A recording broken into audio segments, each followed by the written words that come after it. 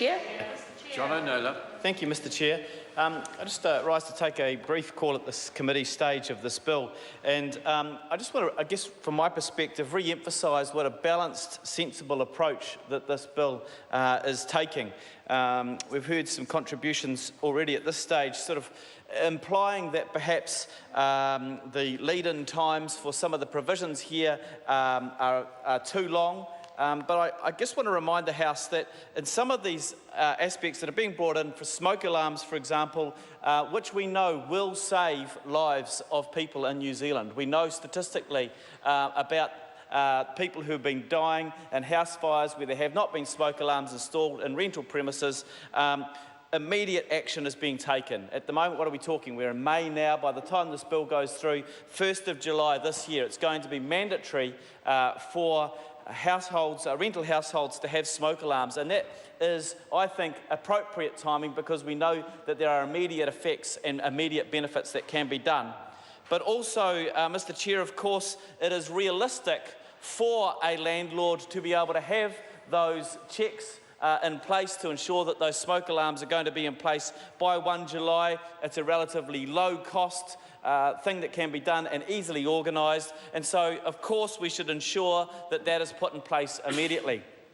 Now, Mr Twyford, in his contribution, thought that the lead-in time for the insulation aspects of this bill were too long.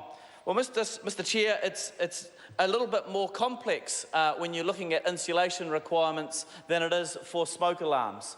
When it comes to smoke alarms, as I said, that's low cost, easy to organise. But if a landlord is having to look at completely redoing the insulation on a property, it is going to take some time to organise, to assess the current standards, to also assess whether or not it's actually going to be viable for that to occur. And I'm sure as we go through this process, there's going to be some things that need to be sorted out from time to time between officials from MB and landlords as to what constitutes viability for the retrofitting of insulation, because not all houses are designed the same.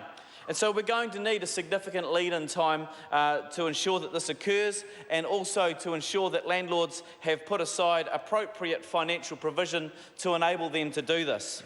One of the other arguments that I've heard, which has been a bit concerning, is that we're simply settling for a substandard level of insulation by only requiring people to come up to the 1978 standards. And there's been a bit of misinformation that's been out there. I just want to make this completely clear. If a house was built prior to 1978, it will need to be insulated up to the 2008 standard. So we're not simply settling for the 1978 standard. What we're saying is, if it was built before 1978, absolutely, it will need to come up to the 2008 standard. However, if it was built after 1978 and that insulation is still in good repair, then it won't need to be upgraded. And that is because the cost of upgrading what may be a minor amount is not proportioned to the benefit that will be determined from that. For example, if a house was built in 2007 and wasn't up to the 2008 standard, but was close to it, for example, not necessarily back at an absolute minimal standard, but because technology had changed over 30 years, a builder may have put something in that was more substantial, it would be absolutely impractical. It would be an excessive expense for very little benefit to require that landlord to retrofit a 2006 house insulation that's been insulated to a very good standard up to that 2008 standard. And so, as I said, Mr Chair, this is highly practical, it's highly feasible. Now, if you think it's all one-way traffic for landlords in this bill, it absolutely is not. There is going to be higher fines for landlords if they do breach any of these things. It's absolutely imperative that we have a big disincentive for landlords to breach any of these things that are being introduced through this bill, and so we are going to be increasing those top fines that people can be paying to ensure that they do comply and do go forward. I just want to address a couple of things that the previous speaker mentioned. The idea of there sort of being a right of renewal necessarily for tenants.